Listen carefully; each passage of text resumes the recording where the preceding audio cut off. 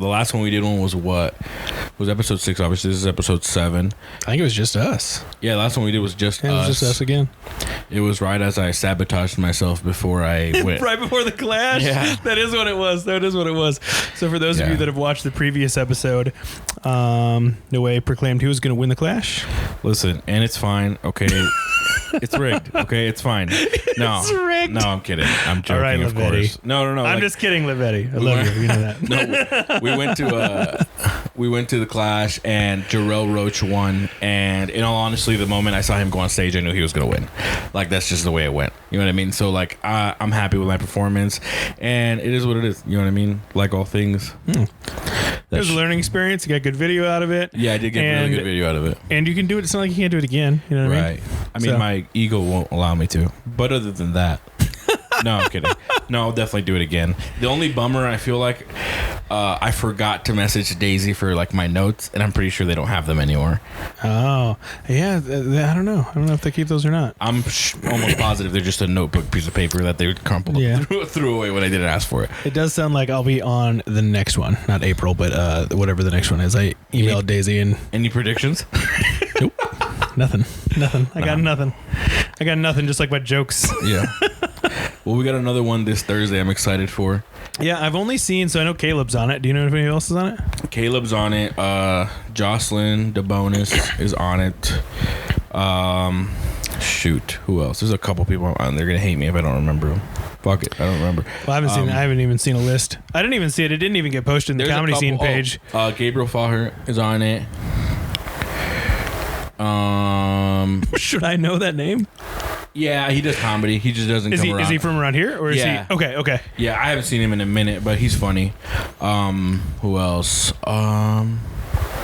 Shoot. Gabriel, I'm sorry if I offended you by saying that. Also, you don't know him, so fuck him. I don't know you. It's like, I'm kidding. No, but shoot. So Gabriel, and then there's like 2 people from out of town that I've never heard of. And then a couple. I think there's some. I thought Jake Parker said something about being on it, but I don't know. I haven't confirmed yet, so I'm not sure. But yeah, Jake will get on there and talk about the raps.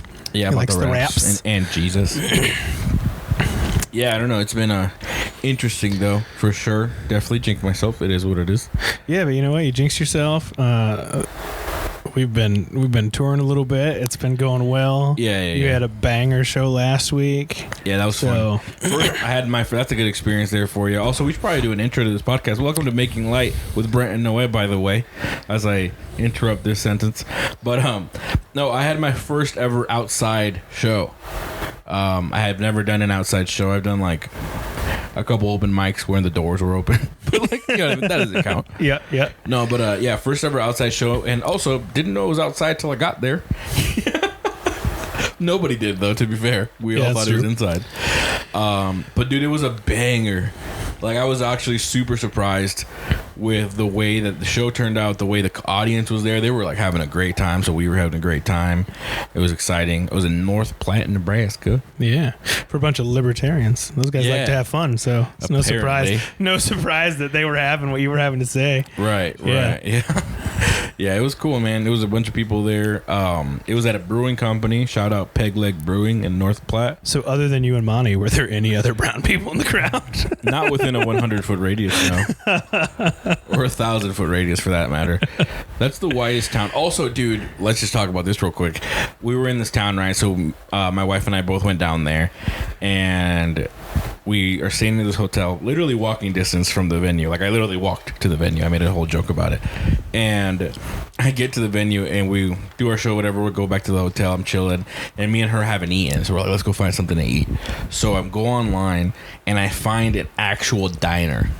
Like this place is maybe 700 square feet total. Like, it's a tiny little place. It's got only seats on one side of the wall, and the other side of the wall is a kitchen. Like it's a small little tunnel spot. It's very, very cool though. Now, my favorite part about it is, like, obviously the food. Like, we had the chocolate shake, the freaking pancakes, all of it, and it was all incredible. You know what I mean? And like, it was genuine to North Platte, Nebraska, because it was a small town, and like, you could also probably buy meth outside.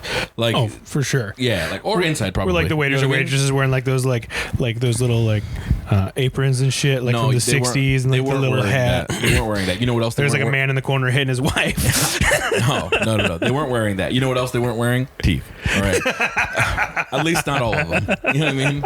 There's a select few teeth they decided to bring out that Tuesday evening. But no, it was great, dude. I had a great time. Shout out to Penny's Diner. It was dope. But no free shout outs though, send a check. But but yeah, dude, it was a blast. Send you a tooth. Send me a pancake with like a jagged bite out of it. Yeah, dude, I'm excited, man. We've had a lot of cool shows. When was the last one we did it? Me and you.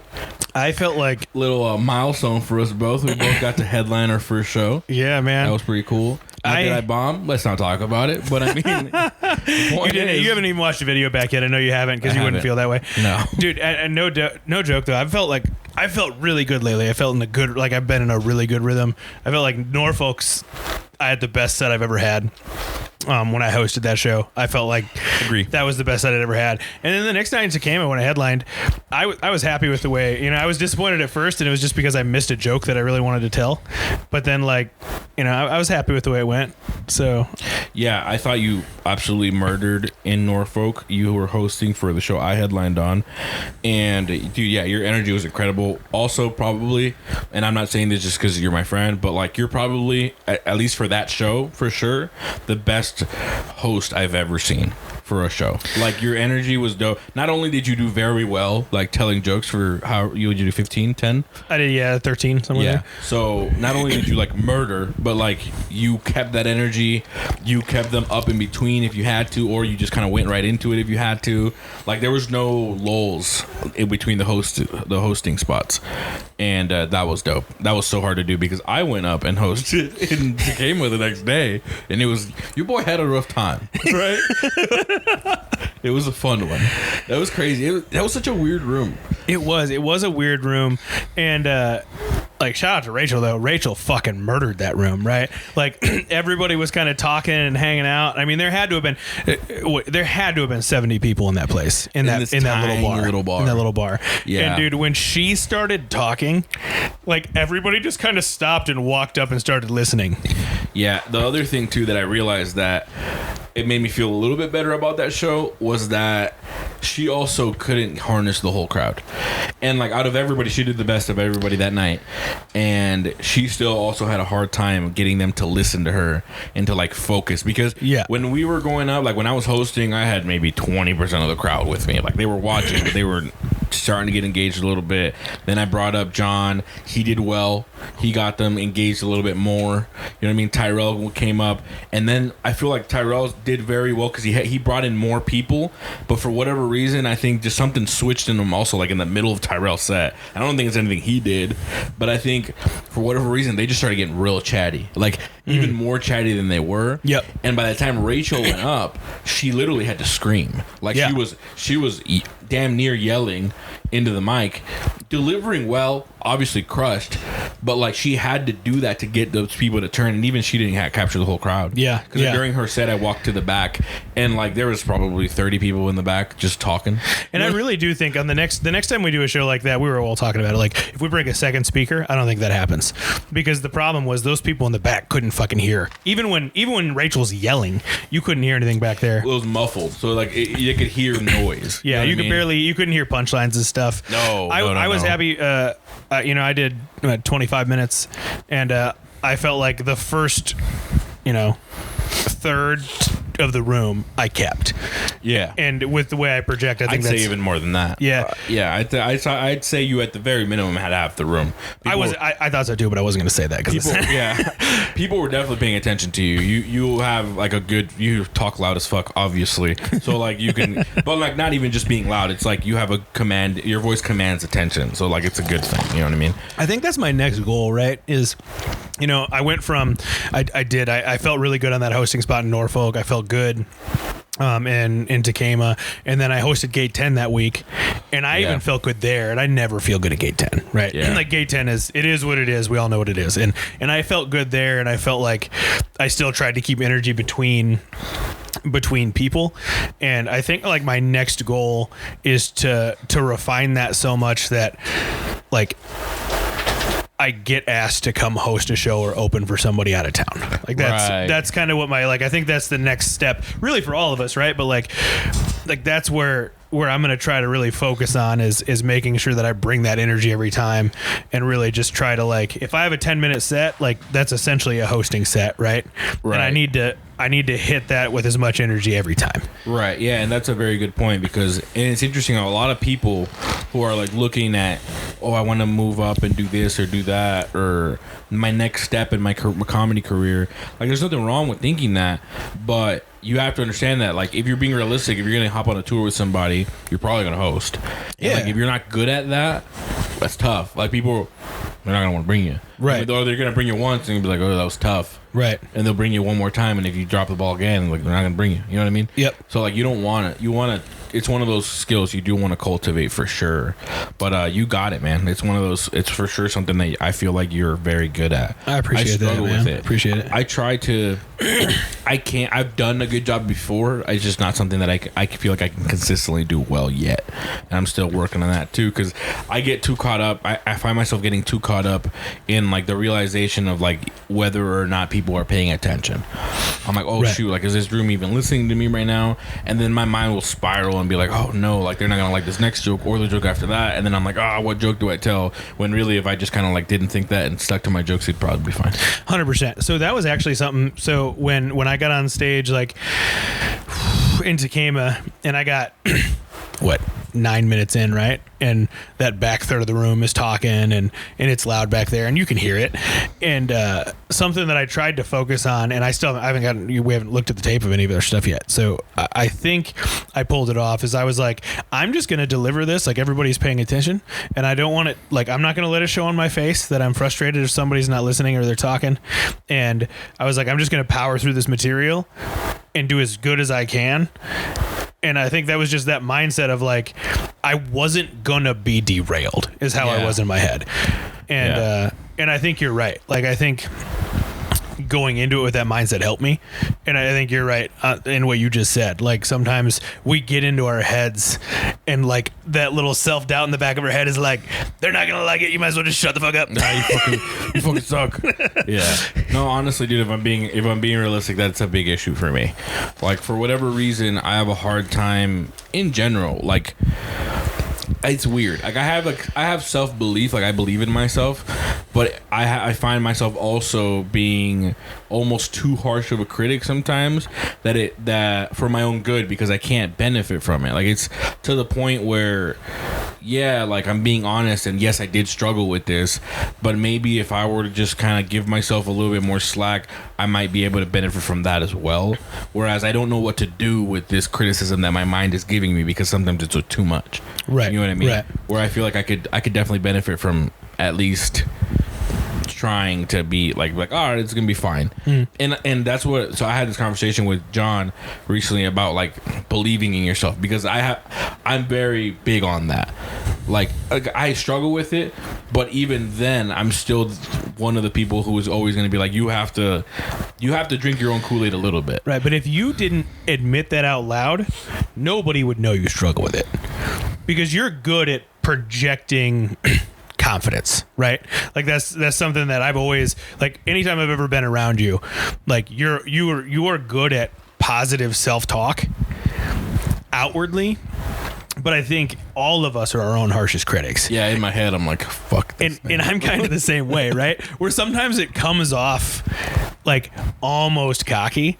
Right. But a lot of that is like, I'm telling myself this, right? Because inside my head, it's not going the same way. Exactly. Right? Exactly. So it's not, I'm not telling you I'm good, so you think I'm good. I need myself to believe it. Right. No, 100%. You know, I need to get there. 100%. And that's what we were talking about, because it wasn't even on the topic of comedy when we were talking about this, but I was like, man, you can't be the guy who tells you can't do XYZ thing. I mean, because there's a billion people for that. Like, you know what I mean? Like, there's already a role like filled for the guy who's going to tell you can't do it. You can't also be that guy. You know what I mean? Like, you have to be the dude who knows, like, oh, I've got this. Like, and if I don't have it, it's also fine. Like, I'm going to figure it out either way. Right. But right now, I think I got it, and I'm going to do my very best. You know what I mean? Whatever it is you're trying to accomplish, if it's comedy, if it's whatever, anything in life, like, I am a believer of, like, because I always say, like, I think I've said it before on the podcast, that I think that you can only talk yourself up past you can't talk yourself up past your ability, right? Like, because there's something to be said about if you are a guy with this level of talent, right, and ability, and you have poor self-belief, you're not going to get to this level. Even if you have that capability for that, you're never going to reach it because you haven't talked yourself up to it. Yeah. But like, if you talk yourself up, you can only talk yourself up to there. Like, you can't talk yourself past that. Yeah. Then you have to work past it. Exactly. And that actually brings up kind of what we were talking about yesterday when we were at the workshop, right? At the very end, when, you know, I find it so beneficial to have people that are the next step above me around. Yeah. Because I don't feel like you can progress as far if you're only talking to people like you, like we're all on the same level, right? So we all have the same concepts of joke structures and like this type of stuff. And then like somebody like, you know, Rachel or Zach or whatever, Cameron or Tyler, whoever it is, can be like, oh, hey, what if you just switch that? Maybe cut like these two words out. And it's like, fuck. Yeah. Yeah. 100%. It's also crazy on that note. It's crazy how easy that comes to them. And maybe it's not easy. It seems easy. But like, we were at the workshop the other day and I was like, I'm thinking about this bit this way. And like, Zach Peterson had this suggestion. He's like, well, what about this? And it was such a simple suggestion, but it literally opened up a whole 2 minutes more for me of like, I'm in it. And I did it yesterday at the mic and it crushed. Like, it did very well. Yeah. So I'm like, oh, and I haven't even refined it yet. It's just, I'm kind of digging into this that he talked about and it got a good reaction. I'm like, okay, well, there's something there. Yeah. Like, he just turned this 1 minute or this 2 minute bit into maybe 4 minutes. You know what I mean? Yep. Of like actual laughs. And whereas it's that, before it was a little bit of a filler. Well, it's 12 to 14 years in comedy. You know what I mean? It's experience. Right. It's experience. It's going through that struggle and having it, right? And you know, just like I equivalate everything to fighting in football because that's what I've done in my past. Right. Other than this, right? So like, just like a 20-fight veteran in the UFC is going to look at a guy that's having his first fight in the UFC and be like, hey, you know what? If you switch your stance this way and you feinted this way, you can land that overhand right easier. And that guy's going to go, oh, what? You know? Yeah. And it's like, that's I think the key. And so having, especially like, you know, I mean, we've got a direct line to Rachel and you know, like we shit on Rachel hard all the time. Go fuck yourself, Rachel. But man, comedically brilliant. Yeah, she's fine. She's brilliant. Okay. Go fuck yourself. Go fuck yourself. No, she's dope. Yeah. I mean, yeah, she's the source for most of our like suggestions that work. Yeah. You know what I mean? Yeah. And it's just like, fuck, you know, I'm so happy to have in the town of fucking Omaha, right? Like Omaha, you wouldn't think there'd be this many talented people, right? Yeah. But when you really look at it for a scene this size, I mean, yeah. There's a lot of really talented people. I was going to say, for what we have, I think there's a lot of funny people. Yeah. I would venture to say most of the people in the comedy scene are funny. Yeah. Like, which is hard to say if you think about it, which it shouldn't be because you'd think, oh, it's a comedy scene, they should all be funny. But that's not necessarily always the case. Like, especially if you have such a big city, which we kind of do have, like a bigger city. Yeah, it's getting there. Yeah. Like, we have like a good-sized city. You're going to have a bigger pool of people to choose from. And I still even then believe that most of the people there are funny. And you know what it is? And if you want to be like honest about it, the fact is that even if I feel like most of the people there are funny, the reality is that probably all of the people are funny to somebody. You know what I mean? Yeah. Like, it's all subjective. That's so sorry, I'm gonna try. I didn't mean to. No, you're fine. Yeah, I mean, that's just kind of my take. Like, I feel like the reality is that most of the people everybody's funny to somebody. Yeah. Comedy is so subjective, you know, and that's why, you know, I hate these like bickering wars we all get into, you know, about like, oh, you shouldn't say that or you shouldn't say this. There's a niche for everybody, right? There are people on Netflix right now that do nothing but fucking dad jokes, and they got Netflix specials. There's people like Anthony Jeselnik that only do dark shit. Yeah. There's people that, ride the edge. There's everything in between. There's a spot for everybody. There's so many people I watch on Netflix that I'm like, I don't find this funny at all. But guess what? I was distracted. It looks like it's not recording anymore, but I think we're good. Is it moving on your screen? Okay, it's just not moving on there. Okay, we're good.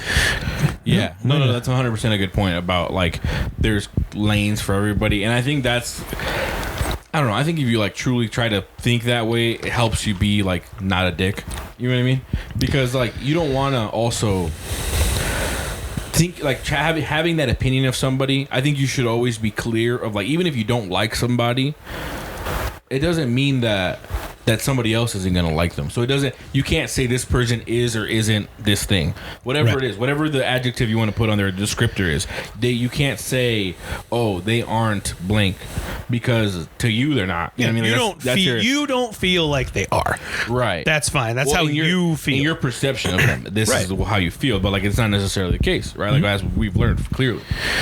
Yeah. No, 100%. But yeah, man, it's been dope.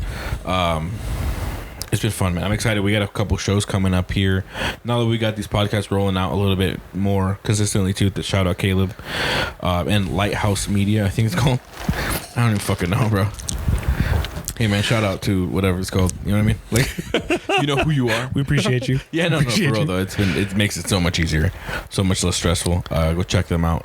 But yeah, man, I'm excited to have these rolling out a little bit more consistently, so that we can now kind of dive into really focusing on just this. Yes. Not stressing about, like, oh, god damn, I gotta edit it. You know what I mean? Yeah. That's a big deal. Let's be honest, it was only you stressing about that, because I don't know anything about any of that. But you were worried about it because you knew that it was just me. Like, you understand it. I get you. Yeah. Yeah, but it's been fun, man. I've been having a lot of fun. I'm excited for what's next. We got some exciting shit coming up, man. We got April 30th. We're back in Malvern. It's our first time back in a city. Yep. We were invited back almost immediately, which was awesome. Yeah, like the night of, they're like, you have to come back. Yeah. So that was cool. You've got Comedy After Dark coming up, right? Maybe. Yeah, we'll see. Maybe waiting on confirmation, but yeah, we'll see. All right. Probably. That show's always a blast. And then the same night you have Broken Magic Comedy. Yeah, so I'm hosting Broken Magic Comedy Hour for Zach Peterson at the Backline. I'm really excited about that. Just exactly what we're talking about, a hosting opportunity, right? Like, I'm about it. And so many people talk trash on hosting. And I don't understand it, right? I don't understand it because in my head, right, it's a logical progression. I mean, if you want to get right down to it, we are doing some really cool shit because we got a group of people together that we enjoy being around, and we're like, fuck it, let's go. We're gonna go start hitting these small towns, and we're gonna start doing comedy. And so we've had some really cool opportunities that we wouldn't have had without each other. But logical progression of things, right, is open micer, host, guest spot, feature, headliner, right? Very seldom does somebody go from open micer to feature. That's just hard to do, right? Because that's you figure a feature is at least a 20-minute set. Yeah. And so, like, everybody, is it the most fun thing because you have to be involved in the show all night? Maybe not. I enjoy it, but, like, I get why that's annoying, right? You don't get to do your set and you're done. Sometimes they ask you to be cleaner because you're the host, but a lot of times it's sweeping the minefield. Yeah, like telling every sort of different joke you can so that the crowd either laughs or doesn't laugh. You're taking some bullets, so that way the people that are coming after you the rest of the time know what they can do and get away with. I don't know. There's something entertaining about it to me. Oh, for sure. I mean, and it's like it takes a special type of person too, I feel like, because not everybody's down for that. Like, there's people that they just want to, they rather just do a 5-minute spot. Like, let me just do 5 minutes and then get out and then I'm done. But, like, if you have a responsibility to, like, continue. We were talking about this the other day about how, like, it might be just as hard to host as it is to headline. Because, headlining, you got to do more time, obviously, and you have to make sure you're doing a good job. But you have to do that also with hosting. Like, you also have to make sure you're doing a good job. And you're doing a lot of time, too, because you got to go up. You're in charge of keeping the energy up. You have to make sure you're, like, if the person who just went bombed, you've got to you've got to get them back. Get everything together. Be like, all right, we're still together, and here's the next guy. Yeah, you know what I mean? And you also can't shit on that guy that just went and bombed, right? No, like yeah. you gotta be like, give it up for them. Just say another joke. Figure out a way to get that audience back on board, and then pump this next guy up or gal. Yep. Yeah, because you don't want that. That's another thing. You don't want like the guy who you're bringing up to have to clean that up. Like you want to, and sometimes they may have to, right? Like there's sometimes it is what it is. But like you want to do your best, and it's tough because you're not going to do 5 minutes of jokes to get them back at your side. Like you got 30 seconds. That's exactly what I was just going to say, right? The other thing is like you're not doing a 5-minute set to get them back. You got to like have something quick and ready, right? Like maybe it's crowd work. Maybe it's just a one-liner that you got put away that you're like, everybody laughs at this, right? I know that. So like it's in my back pocket in case I need it, right? Right. Or maybe you say a joke that's so terrible, whatever the next comic coming up says is going to be funny. Yeah. Because you just did it, a terrible job. I don't know. Yeah, it's tough, man. I am definitely intimidated by hosting. I'm open to it. Obviously, I like doing it. I enjoy it, but it is intimidating because also you can't like especially like when you're doing an open mic hosting, like or any hosting for that matter. But the most common ones I've done is open mic hosting. You can't like slack off at all. Like, like usually we're just chilling at the mic, whatever, not paying attention, talking shit, whatever. Like when you're hosting, you got to pay attention. You got to like watch. Especially at an open mic because you're keeping track of time. You got to make sure the next person knows that they're up. You got to make sure the person on stage like gets the light when they're supposed to. Yeah, there's a lot of weird responsibility to hosting something that doesn't matter. Yeah. Nothing matters, all right? And I'll stand behind that. I'll take that argument with whoever wants to take it with me. Nothing matters. Oh man, but it's been interesting, man. We got a couple interesting events coming up as well, not related to comedy, but we're the Ukraine war. Yeah. Well, oh, it's already here. I mean, it's already started. That's just pretty funny. I mean, but no, but I mean, just as far as we both also like watching MMA. So there's some interesting fights coming up. Yeah. I don't know how much of our listeners, all three of them, will watch MMA. Yeah, if you don't, go fuck yourself. Yeah. Pick it up. Start watching it. We just lost all 3 listeners. No, it's dope, dude. And there's a lot of fun fights coming up. We were supposed to do a get together for that day, but also, you know what I mean? We got grind. I'm talking about. Yeah, dude. I thought about it so hard, right? So we're talking about May 7th. May 7th. My boy Justin Gaethje is fighting for the title in the UFC, right? I'm so excited about it. Which for those of you out there that don't know this, like Brent can actually say my boy because he knows Justin Gaethje. Here, time out. Okay. His phone number's in my phone. I've got it right here. Literally. I'm just gonna prove it to you so you can look at it and you can verify that. Yeah. That's it. At least you know that it's a Denver area code. Yeah, I mean that could be anybody in Denver. It literally could be. But no, but I know that he knows him, but for sure. But yeah, it's cool, man. I'm excited. That's gonna be a crazy fight. Oh, bro, it's gonna be just gangster. But I got an opportunity that I couldn't pass up. I was like, all right, no, dude. We're going to watch. But like the nice thing is even like we're still going to be able to watch that fight. Yeah, we'll watch it in the green room. But yeah, dude, life is like a sandwich. No matter which way you flip it, the bread comes first. You know what I'm saying? Oh, fuck. I stole that off Facebook. That's a high thought. I'm not even high right now. And it's tripping me out. Yeah, you think about sandwiches when you're high, huh? I do. I'm about ready to cut that up, by the way. On the next video that we get that's good. I think I'm going to cut that bit out and throw it on TikTok. That's my favorite bit. Nice. Probably the my most favorite bit I've ever written. Nice. Yeah, I like that. It's a good bit. I had a section of so in that show I just did in Norfolk, in North Platte.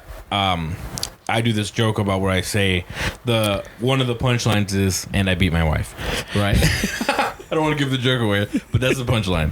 It's kind of a punchline. It's like a tag, really. It's not really the punchline, but it's one of the things that gets laughs. So I said that, and then it got a big laugh, right? So I'm like waiting. I'm like not trying to step in and laugh. I'm waiting a little bit. I'm about to start talking again, and then these 2 dudes in the corner go, "Woo!" 2 dudes that for sure still beat their wife. So I'm just like, I look over, I'm like, you just wooed at me beating my wife? And like the crowd's like rolling, and I'm like, it's my type of crowd. But I'm gonna take that little snippet there, probably post that. But dude, that's the other thing I want to learn, like how to do that. If you guys know, if anybody knows out there how to do it, I'm trying to learn how to I don't know if you've seen people who post their stand-up specials clips, but like it'll follow them. They'll keep them in the center even if they're walking around, and it's like the skinny like format for TikTok, right? So it'll follow them around. Mm-hmm. I want to learn how to do that. I don't know how to do that. I don't know if I need like a software or something. Yeah, you need a soft person that just holds it and goes. Yeah. You need another soft boy. That's funny. I got a new joke. I'm excited. I may end up at the mic tonight just because I want to work this joke out. The one that starts with, I think I'd be a really good criminal because I was really horny as a child. Yeah. That might be the best intro to a joke that I've had so far, too. Yeah, well, I like the new one that I added that Zach gave me, too. Like, I don't care about sea turtles. Yeah. Well, that's probably just a shitty sea turtle. Yeah, and if you're curious about that joke, fucking come see us. You know what I mean? Come check it out. Yeah, no, but yeah, I'm excited to work that bit out too. I worked it out yesterday a little bit, and it definitely has legs. Like it's definitely going somewhere. So I enjoyed that about like a new like piece of that joke that I now get to work out, because that joke itself, like the meat and potatoes of it is not bad. It gets laughs every time. So, but now like that new piece I added almost like enhanced those laughs. It makes that other part even funnier. Yeah. And oh man, I've talked a lot of trash on stand-up classes and stuff like that, right? Just because I feel like it's one of those things that you've got to get on stage and you got to do it. Just fucking get on stage and start telling jokes, right? And Zach started explaining to me like what his, like how he does his class. It's a 5-week thing, and he kind of explained like what each class is about and stuff like that. And I actually feel like I might take it, because now that I've been doing this for, almost 2 years, mm-hmm. if I don't count the pandemic, like I feel like I'm at the spot where like I understand kind of, right, timing and joke structure and that kind of stuff. But then he started breaking down like the science behind it, right? Kind of like you heard there was a guy on Joe Rogan that was talking about how he would like watch videos and break down like when people laugh and what they're laughing at and why. Yes, that's what I was thinking of. And he was talking to me about like, how you segment. He was like, hey, I like that bit. He was like, but I think those jokes need to be segmented out and turned into their own bits, and then you can tie them together. And my brain hurt thinking about that. And I was just like, oh, this is something that I could get out of a class like that, right? Organizational structure. That's like my biggest. Literally, every time I go there and I do a joke, he's like, I think we start off with organization. You know what I mean? I'm like, yeah, I know, dude. And that's the thing you can teach, right? Yeah. You can't teach it. There's no way to teach it how to get on stage and be energetic and be animated and deliver with projection and be you can't teach that stuff, right? It's something that you've got to develop. But you can teach joke structure, organization, what makes a bit, a joke, a chunk, a set, right? Like that kind of stuff. Yeah, and I had never heard of it either. And he started talking about it. He was like, that's a great joke inside that bit, right? He's like, and then those bits go into a chunk of your set list, right? And I'm just going, yeah, oh yeah, all that makes sense. And in my head, I'm like, I gotta take this fucking class. God damn it. But I really do think that's something that I could benefit from. For sure. So I might fucking do it. Yeah, it's not a bad idea. I like that idea too. I was thinking about it as well, because also, if anything, if you have some kind of feeling about like, oh, he's teaching you how to do stand-up, which is stupid, like to think that, but in my opinion, but if you have that point of view, also, it's kind of like you're just paying for like a tutor, I feel like. You know what I mean? Yeah. Like, it doesn't make you any less smart. And if anything, it makes you smarter. You know what I mean? Like, so like you're paying for somebody who knows what the fuck they're talking about to go through your material and be like, oh, look, this is what I would do here. And it's always like, it's not like he's writing jokes for you either. Like, everything is a suggestion. Mm-hmm. So like, if you don't agree with it, you don't have to take it. Well, and the other thing that got me is, right, like almost 98% of the people I've ever seen that have taught a stand-up class, right, are fucking tools, bro. They're people that, those that can't do teach, like it's those kind of people. Whereas like Zach will give feedback at our writers workshop, and then he'll also go, but like, what the fuck do I know? He was like, right, like if I knew it all, I would never rewrite a joke I've ever written, because the first draft of my joke would be perfect. Right. But just those outside experiences, that outside influence, right? Even that's what I love about our, like, the group that we, do shows with you, me, Rachel, Tyrell, John. Like, all of us have such vastly different backgrounds that when we bounce a joke off each other, like, you can give me an entirely different perspective that I would have never been able to think of. Right. So can John, so can Tyrell, so can, I think surrounding yourself with those differences can really help you if you're willing to listen. How many people do we know that are like, hey, what do you think about this joke? And if you say anything other than it's awesome, if you give any sort of criticism, they're like, meh, I like it the way it is. I'm like, why are you asking, bro? Why are you asking? I'm not just going to validate you. Right. Like, if you're asking for my opinion, I'm going to give it to you. I think that's not that it means anything. I think it's an unrealistic thing to not be, me personally, the way I approach jokes myself, I tell myself it's unrealistic for you, Noe, to think that you should be able to do everything this joke needs at this point in time. Like, there will come a time where I will be able to write jokes for myself completely, and like I can do it now, like, to an extent, but like there's nothing, I'm not dumb to believe that it's not going to be better if I ask for help. And also, I'm not asking somebody to write a joke for me. I'm just asking, hey, like, literally, like the other night, like what we were talking about, I have this bit that I'm doing, and there's a tag in there that has worked, maybe I've done the joke maybe 10 times and it's worked 3 times. And the reason I've kept doing it is because the 3 times it worked, it fucking did very well. But the other times it tanked. So, like, I'm like, dude, is there something here or is there not? And I think there is something there still. I still believe that there's something there. I just don't think it's going to work in that joke because of what we were talking about, the way it's set up. So I'm like, okay, well, maybe it is time to put that away and to move on to the next thing. And while my mind was already on that train, which is why I even asked, I was like, I think my mentality was like, I think it's time to put this joke away. But first, let me ask this room of people who also do this, and also this one specific guy who's got 5 times, 6 times the amount of experience, 10 times the amount of experience I have, to tell me what he thinks. You know what I mean? And then he agreed with my point of view. So I'm like, okay, yeah, it's time to put that away.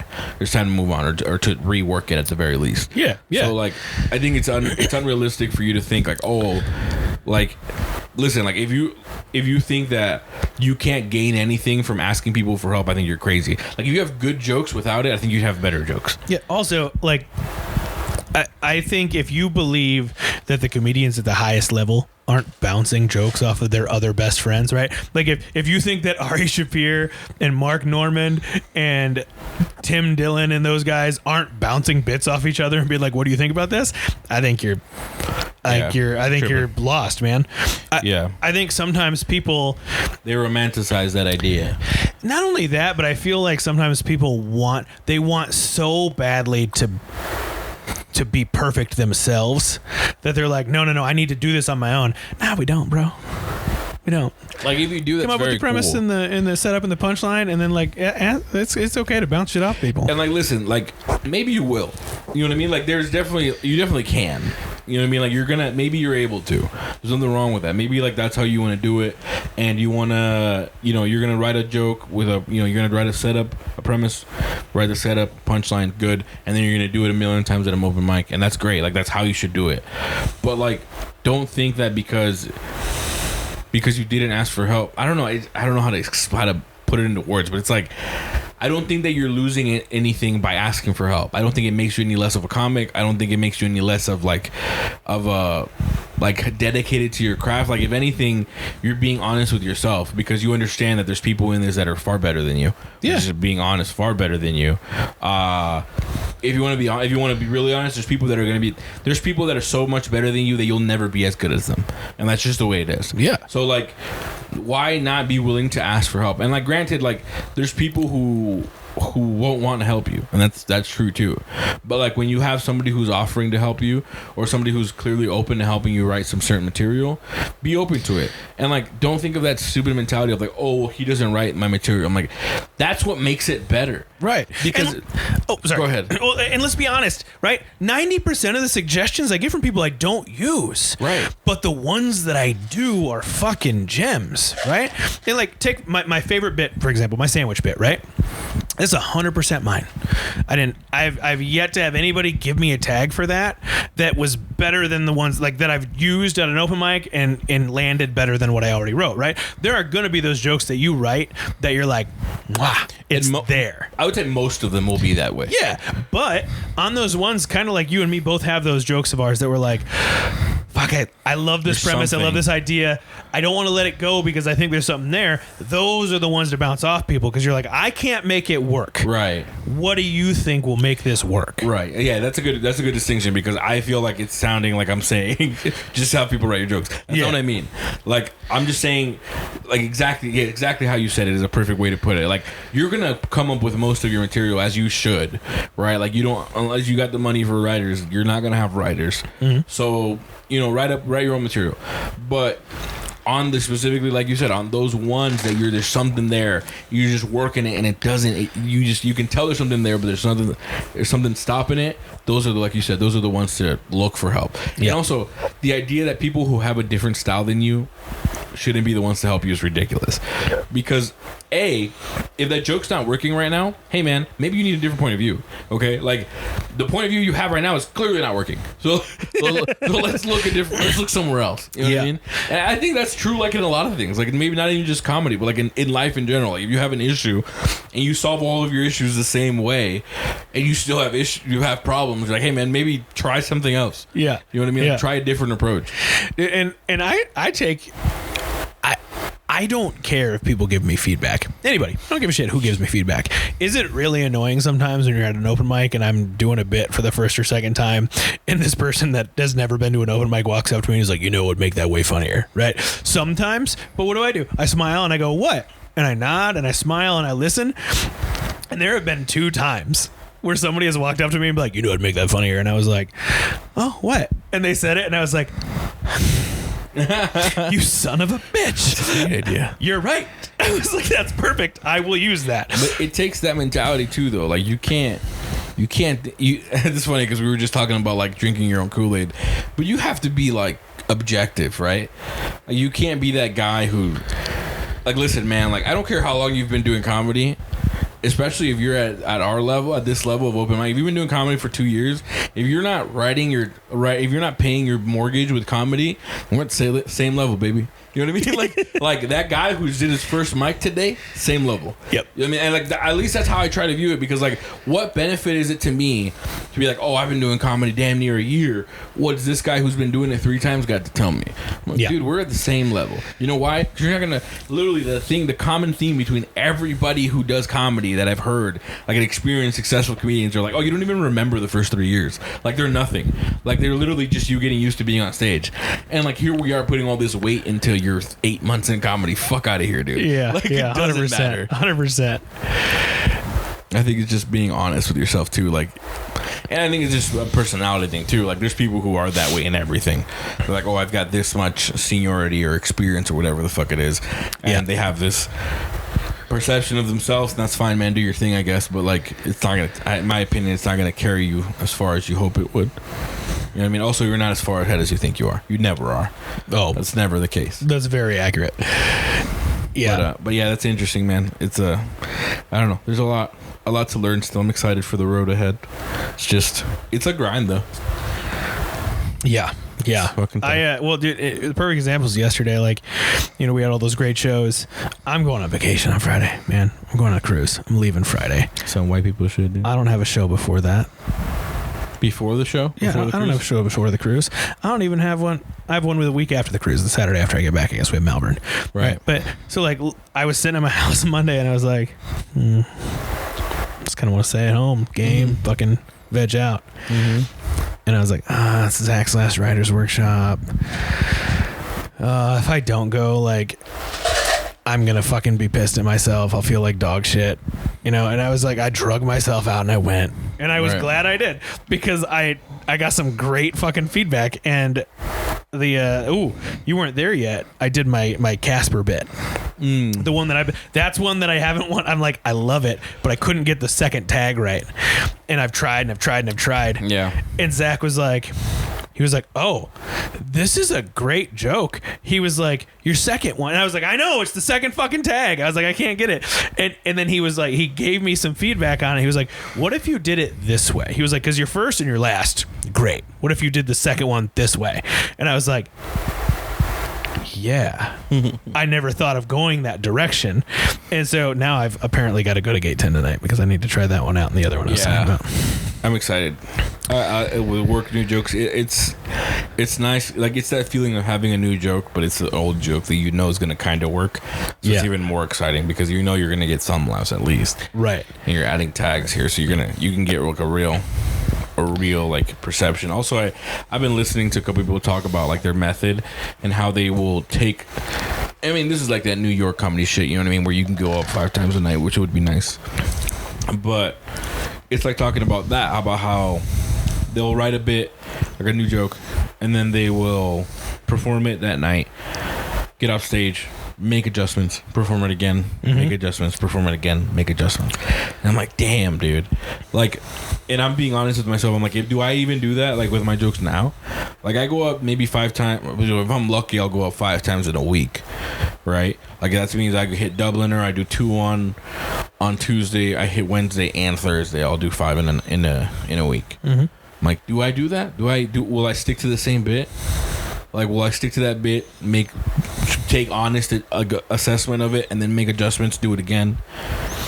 Like, I think that's something that as new comics is hard because we feel like we always need to be pumping out new material. Yes.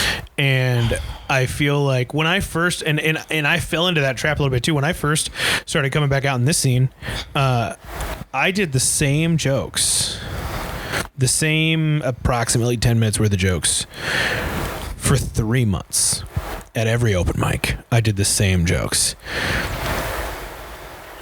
but I got a tight 10 from it, right? And then after I hit the first show in Omaha, I shelved all those bits, and then I started pumping out new material. And then every 2 weeks I had a different joke that I was trying out. And I think, like, now what I need to start doing, just like you were saying, is going back and, like, all right, guess what? These motherfuckers are going to hear the same jokes for at least a month. Right. And really start making those adjustments, like you said. Because I think that's a big thing, too, is if we don't spend enough time on that. Zach was talking about the last 3 weeks we've been workshopping his hotel bit. Because he was like, man, I've been trying to get this to work for... Let's let this sink in for a second. He goes, I've been trying to get this to work for years. He's like, I'd shelf it and bring it back, shelf it and bring it back. And the last 4 weeks, he's been doing it at the workshop every week, and we've been tweaking it. And he goes, man, I went up to Alaska and it fucking murdered. He's like, and that was so satisfying. He's like, now it's there. He was like, it's done. I'm done it. Like, I don't have to workshop it anymore. It's there. But, like, fuck, man. Like, the fact that sometimes a joke can take years to perfect, that's crazy. Now, it's not like he was doing the same joke for a year, you know. Right. But it was being worked on process. For that long. Yeah. Also, that's the other thing I learned about myself. I'm not, and I probably already knew it, but I'm not as organized as I need to be, because, like, he was saying, like, I'll do a joke, or it might not have been Zach, it was somebody else, saying, I'll do a joke, I'll tweak it, do it, tweak it, do it, tweak it till it's done, and then you think it was Rogan. He was like, and then I'll write the whole joke out the finalized way. I'm like, I'd never do that. Like, once it's done, I almost just write it off in I'll make a heading for, like, oh, this is the blank bit, and then I'll leave it and just hope I remember it. And that's a terrible idea. It is, and you know where that comes from is we're so new that we don't have so much material that we can forget, right? Like, when we figure out the way to do a bit, kind of though, because, like, there's a couple bits that I used to. Like, it's not that I have a ton of material, I don't, but there's some bits that I used to do that I'm like, oh, it's good, it's done, it's at least as to my ability, it's done. And then I didn't do it for 6 months, and then I went to do it the other day. I'm like, oh, how does this go? Like, I don't remember. That's true. That's true. I get what you're saying there. But now imagine that. Now imagine being 20 years in with multiple hour-long specials and having that array of jokes, right? And then, like, you're like, hey, I'm gonna put a set together to go, to the Laugh Factory, whatever. You're like, I'll pull some shit out from 1989. And you're like, how did that go again? Yeah. 30 fucking years ago. Yeah. That's why you gotta get stuff on film too. I think I'm thinking about this. We were talking about this the other day. I'm shooting to. My goal would be, because obviously we all, I don't know if we've talked about this on the podcast before, but we have both the same goal of like moving out of state here to literally the same place, coincidentally. So before I do that, I'd like to put together, and it's aggressive, but I'll put it out there just because I'm trying to be honest and like hold myself accountable, is I want to gather 30 minutes, but I want it to be the type of 30 minutes that sews into it together. Yeah, like there's no like, there's nothing wrong with this, to be clear. I'm not shitting on it, but I don't want to have like random jokes about random things. I want to have like a like almost like a subject or a theme, and then follow that theme in whatever tangent it may take me. It'll take me, but it's still along the same theme of whatever, and do like 30 minutes. So at least maybe not do, but have 30 minutes for sure. No, I think it's a great goal, especially where we're trying to go, right, and what we're trying to do. Like I feel like that's important, and like my next goal, right? So like we both headlined, right? We both hit a 25-minute set. I know that if I do, I'm confident in saying that I've got 30. I could do 30, but it's not a tight 30, right? A lot of those jokes, like I've got a lot of bits that are probably 2.5 minutes long that ideally are probably 2 minutes long.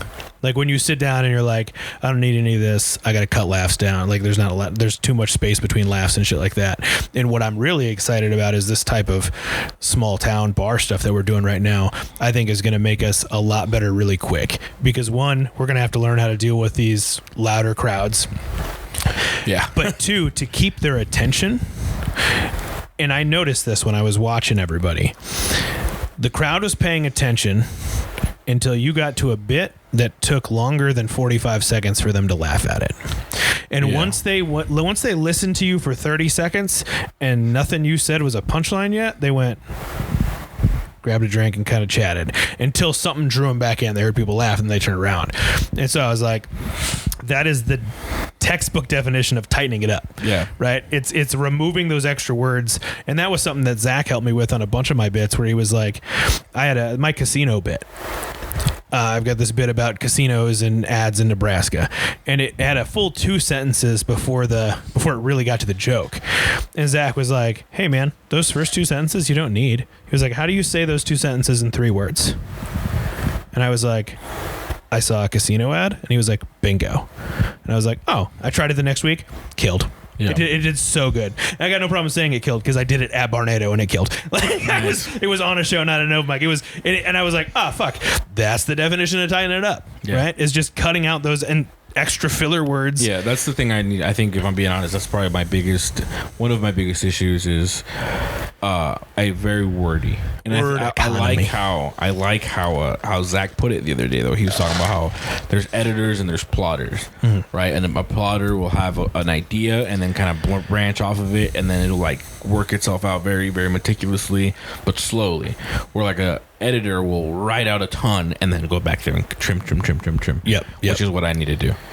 So I have a couple bits that I need to do that too, and there's a couple jokes there. There's like 2 jokes for sure that I want to just not do anymore, because the one for sure, because I heard another comedian do a joke on it wasn't the same joke by any means, but it was on the subject, and I was like, oh, his is way better.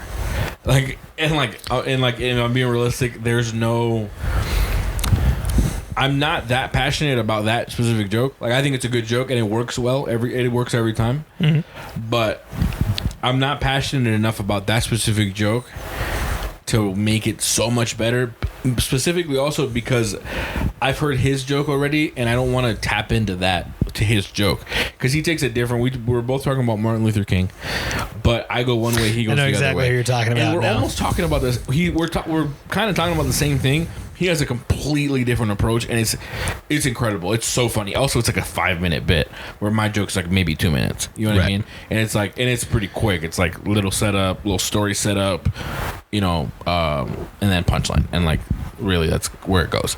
So I've been wanting to kind of cut it out. It just, the way I've kind of set up my set list for the most recent shows, it kind of goes in there because of the way it's set up. But I think I'm going to retire it. And there's another joke I think too. I can't remember which one it is, but I remember reading it and be like, oh, that's not good. And maybe not like retiring it forever, but like at least for right now, I'm not gonna put any more energy into it. Shelve it and then come back to it. And, right. Come back to it in 6 months with fresh eyes and say it again on stage. And you're like, oh shit, I think it'd be better this way. The best thing is when you find a notebook that you used to write in, and then you start reading it, and you're like, oh wait, hold up, this is not bad, dude. I started going through I keep all my premise ideas in my phone and my notes, right? And I started keeping premise ideas almost a year and a half before I did my first open mic. So the other day I fucking scrolled all the way to the beginning of my premise spot, and I was like, oh shit. Some of it was like, oh, that's like halfway decent, like maybe I should try that. And then some of it was like, what the fuck was I talking about? Because it's like so obscure. Grandma smokes pot. It's like, what the fuck does that mean? Like, what? The first thing in mind was the very first thing says premises, and then it says differences of marrying a Mexican. You see, here's another one that's not bad. I'll read it out loud. I don't care. I probably won't do it. I'll hear it. This is premise, and I'm gonna try to work it out now that we're doing it on here. Dude, that might be a good segment for the podcast. Like we say out loud a premise, and we just work it out. Work it out. Yeah, that might be a good idea. That might not be bad. I like that. I'm gonna try this one. See if I can make this one work. This one says, my uncle was always trying to convince me that I wasn't fat, but I'm strong. And then, which pretty much means that I grew up in the type of family that was honest, but also lied to me. You were husky. Yeah. So we'll see if we can work that out. I like it, dude. Yeah. Funny. Like, look at this shit. Like this. So this is everything at the top is my newer stuff. Mm-hmm. It's like fucking. Oh, that's such a better format than the way Android does it. Like, I like Android, but the way they have it formatted, like all my new stuff's at the bottom, so I gotta like scroll down every time. You want to hear my first one? Yeah. Why the fuck does the exit row window have to stay down when taking off and landing, or have to stay up? I was like, is there? Yeah. So it says, what is it? I can't read, apparently. It says, exit row window has to stay up when taking off and landing. Why? So I can watch this motherfucker blow up? That's funny. But like, yeah, that was the first one in here. I don't know. See, that's not a bad premise. I'm a fan of those like short, like dry, almost like dumb ideas, like the sea turtle one that I have. Mm-hmm. Like, it's so stupid, but it's so dumb that it's funny. Like it crosses that over, because you can start something and it's just like I guess, but like if you like keep going almost in the right direction, of course, but if you keep going with how stupid that idea is, it can become funny. Oh yeah, yeah, and I think I think every premise has the potential to be hilarious. Yeah. Oh, for sure. It's just how do you figure it out, right? 100%. Yeah, that's the tough part, is trying to work it out. But I don't know, man. It's fun. It's a fun process. It's a grind. We were talking about this the other day, because like I've done a lot of things in my life, right? I've had a lot of hobbies. I love music. Like, it's one of my passions for sure. I really, really love music. I played a lot of instruments and shit growing up. And then I also was super into cars, right? Like, that was a passion of mine for a long time. It still kind of is, but I'm not super into it anymore. But like, comedy is one of the first thing for sure in my entire life that I have started doing that made me genuinely happy. Like, it makes me feel good. Like, and I'm talking about the umbrella of comedy. Like, as cheesy as it fucking sounds, like, I've met fucking friends like you and everybody in our group that are gonna be my friends for the rest of my life. You know what I mean? Like, and I'm so thankful for that. Like, that's probably my biggest takeaway for sure, because I could fucking go and do absolutely nothing with my comedy career, but I know that I'd still have you guys. You know what I mean? Like, that's 100% something I'm so thankful for. But also, like, the actual grind of comedy, because while yes, it's fun going on stage and delivering something and having it kill, like, it's just as motivating to bomb, at least for me, because like, if I have a joke, especially if it's a joke that is new and it's kind of working, and then it does really well and then it bombs, I'm like, okay, well, something happened. Like, what's going on? Something's not right. For me, at least, it kind of motivates me to kind of dig into it and see what's going on there. And also, it's the only thing I've ever done in my entire life that is so freaking hard to do. Like, and it never gets easier. Like, and I don't think it ever will. I think that process. I think you'll develop the ability to get there better, like quicker. But I don't think it'll be easier. Like, I think that the whole part of like coming up with the premise, trying to work it out. Like, you'll develop an eye for it, or like an ear for it, I guess, to like think like, maybe this has legs, maybe this doesn't. But it's still gonna be just as hard because you still got to do the process. You still got to hit the mic, or hit the stage, or whatever, wherever you're doing, and process it out, work it, try tags, take notes, make adjustments. And like, that's one of the things that keeps me so engaged. It's like, oh man, this is gonna be fun, but it's never gonna be easy. You know what I mean? And like, to me, that's exciting because you don't want it to be easy, because when it gets easy, it gets boring. And it's not as rewarding, right? Exactly. It's so cliche, but like when you work hard for something and you finally get it, like it feels better. Yeah. Right? It just really does. Like, don't get me wrong. It's nice when you like come up with a joke and then you go and do it and it fucking floors the room the first time you do it. Yeah, it's cool. But like, then like the feeling immediately after that is like, all right, well, what's next? You know what I mean? Yeah. Like you're okay, well that's done. Like, that's good, but also what's next? Because like, you can't just keep doing that joke. Yeah. But, but you can. Remember, we just talked about this. You can. Because that next room it might bomb in. Right, that's true. But I get exactly what you're saying. And for me, it's the first thing, right? So like, I had football, right? I was super passionate about football. I played a year at D3 ball, got hurt, and then I was like, fuck, now what do I do? Right? And then I found MMA and kickboxing, and I fought for 8 years. And now, like, I got an itch. It's right here. It's in the back of my head. Like, I think we got a couple more in us. But like, that's essentially gone, right? Like, I have maybe a couple more. I'm gonna do a couple more. But like, that's like it, right? And so I'm like, so I was like, fuck, now where do I go? Well, and then I found comedy, right? And I was like, here we go, right? Here's something.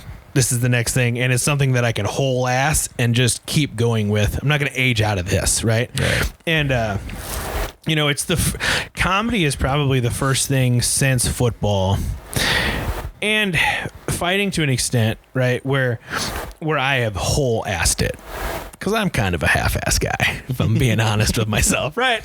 Like, I think most people are until you find that thing, if we're being honest. Well, and my problem is, this is going to sound really cocky, but I am naturally good at a lot of things. Like, just naturally good at it. Not great, but like, I catch on to things pretty quickly. Right. And so I'm like, I'm good at this. I don't really care if I'm any better. Like, I don't need to work hard to get better. And fighting, I was good, right? Like, I had a chance to fight in Glory in Denver, and I turned it down because it was a heavyweight fight. I just didn't want to give up that size. And then life happened, right? And I never got to a point in fighting where I could quit my job and dedicate my life to training, which is almost what you have to do to make it to the next level. And so, that was kind of gone. And then I was like, fuck. And then me and my wife had a conversation 6 months ago, maybe, when I was first really getting hard and heavy back into this, right? And she was like, what are you doing? She's like, what are we doing here? She's like, you're out 3 nights a week. I'm sacrificing my time with you.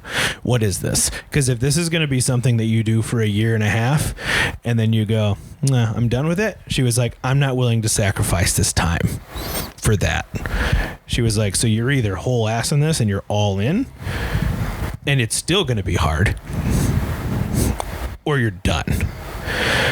And I sat down. I took a weekend to think about it. I was like, fuck, I do kind of tend to start things and then fucking fizzle out. And I was like, nah, this is it. Like, this is what I enjoy doing. It's my next 30 years, Yeah.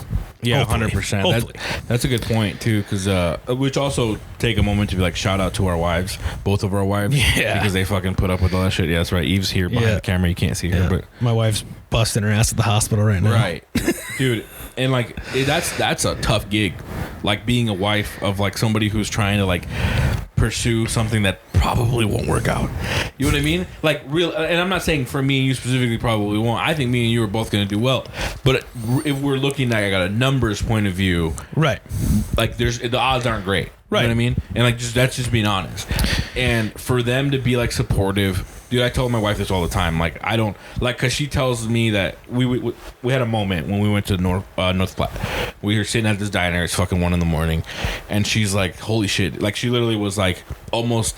She didn't want to admit it, but she was almost in tears, right? And like, we were just having a conversation about. It wasn't even like, "Oh my god, like this is crazy," but it was like like this is actually happening.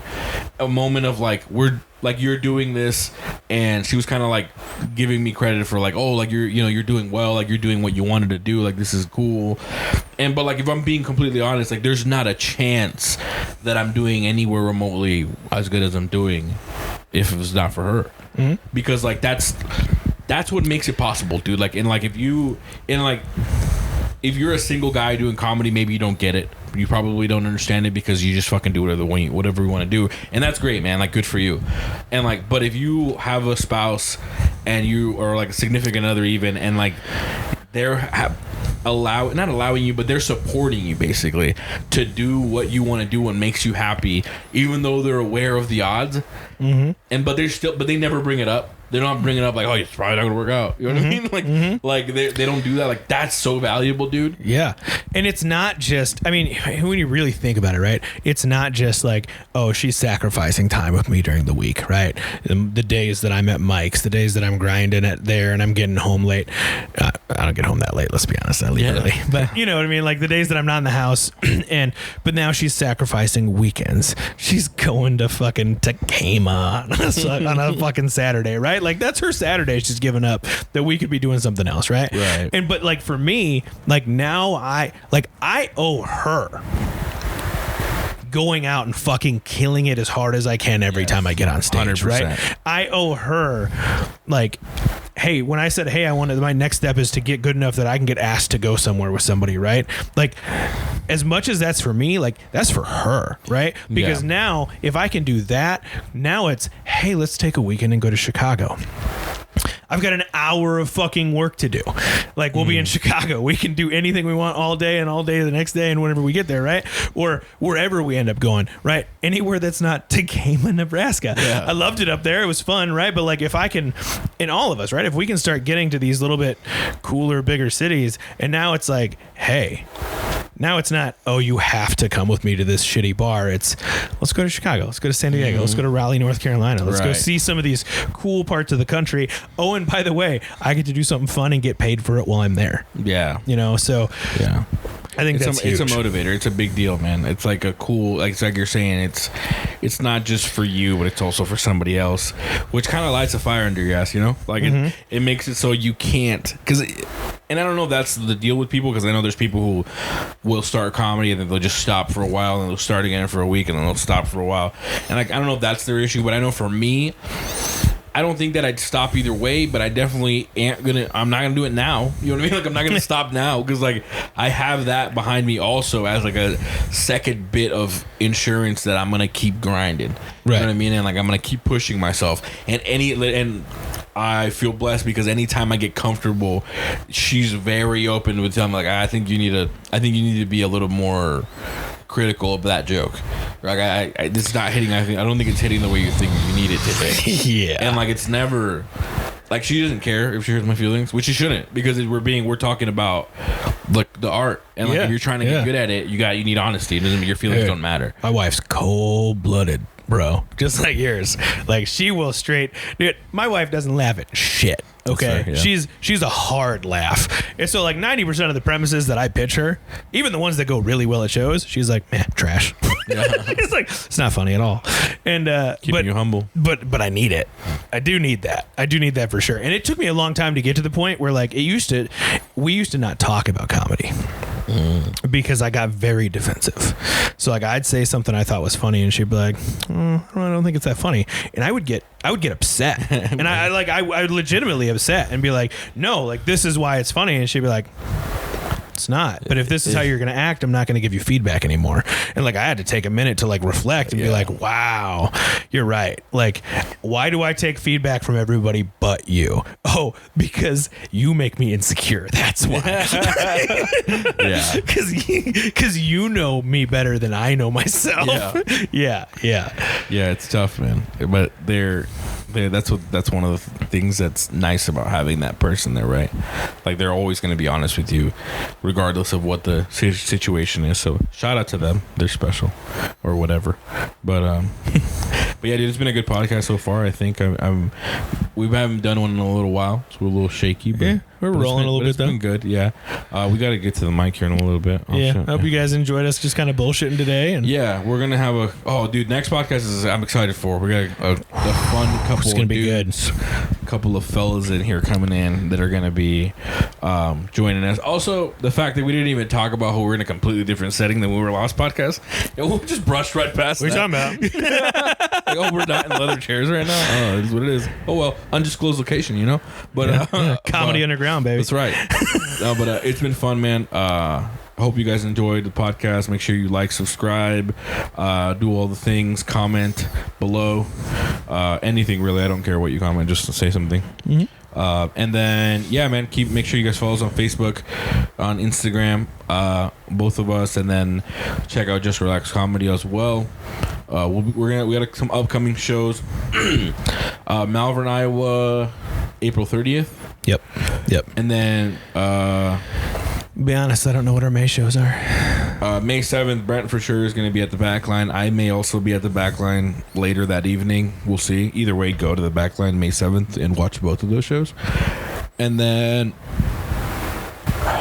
June 4th, we'll be in McCook, Nebraska at the Lighthouse Marina, I think it's called. Yeah. That's going to be a good show. That's going to be the biggest show we've ever done. Biggest crowd, yeah. Expecting about 150 people. Yeah. That'll be dope. Yeah, I'm really excited for that. Yeah, for sure. But thank you guys for watching. It's been a blast, and this has been Making Lite. Goodbye.